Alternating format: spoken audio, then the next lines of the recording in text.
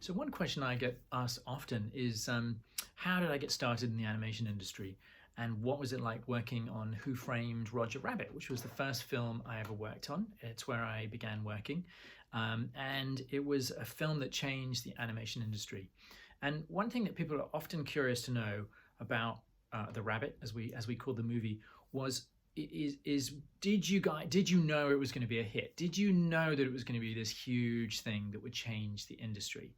And actually, it's a really interesting question, and the answer is equally interesting. The answer is yes, we did know, or rather, we had a pretty good idea.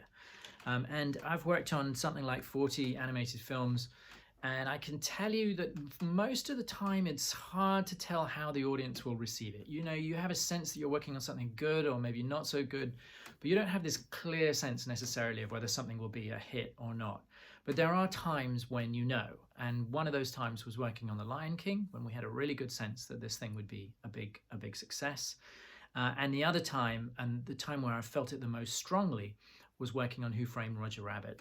And back then, I mean, I was only 18 at the time, possibly 19, and we just had this sense that the industry was being changed. And there was this amazing sense among the crew that we were working on something really special and different. And it's also an important story for anyone trying to break into the animation industry because, an awful lot of people in our industry got their start on that picture.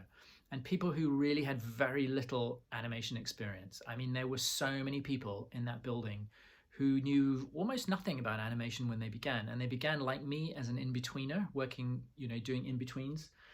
The in-betweens, if you don't remember what it was like, you'd have a bunch of bits of paper.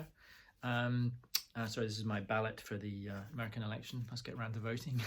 And you get this, you'd get three pieces of paper, and you had to do the in-between ones, right? So you get drawing 1, 3, 5, and then you would do drawing 2 and drawing 4 because you had to put it on ones, right? Because on a Roger Rabbit, the whole thing had to be on ones because we were matching the motion of the drawings to the plates, that is to the live action. So if it wobbled for even a single frame, it would show up. So everything you actually had to, when you did your in-betweens, you had to animate the wobble on the live action plate into your in-betweens, which is kind of complicated and difficult to get the hang of. We got there in the end, but we had this sense that the film was going to be enormous because it was so groundbreaking, so different.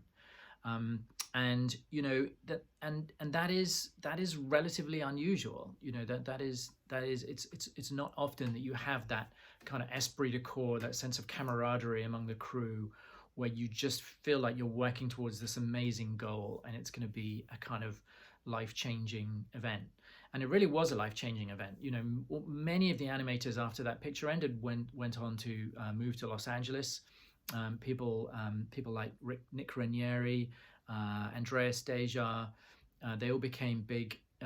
James Baxter, who became the head of animation at DreamWorks, they got their start on that picture. Simon Wells, who went on to become a major Hollywood director, they got their start on The Rabbit. And that does happen. You got a movie that's crewing up. I mean, that was back in the 80s. That was a $50 million picture. That's like a $200 million picture now, or even 250.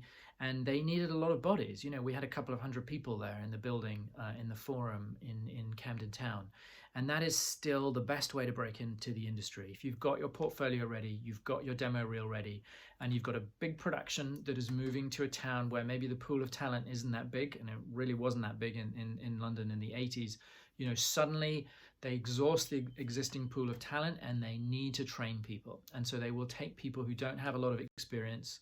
And so you can break that conundrum, which always exists when you're first trying to get into the industry, where the industry says, well, we need people with experience. And then you say, well, how do I get a job if I don't have experience? And I can't get experience until I get a job. And so you go round and round in circles. But if a production like that comes along, if Disney comes to town and they're hiring people, then you can break that cycle and you can get that crucial first opportunity in the industry, as I did. So the answer to the question, what was it like working on The Rabbit? It was one of the best experiences of my life. It was a life-changing experience. And all the more exciting because we really knew, we could see that this thing was going to be huge. And that was a really fun, exciting experience to be a part of. So how can I help you to become a professional animator? First of all, subscribe to my YouTube channel, get all my free stuff.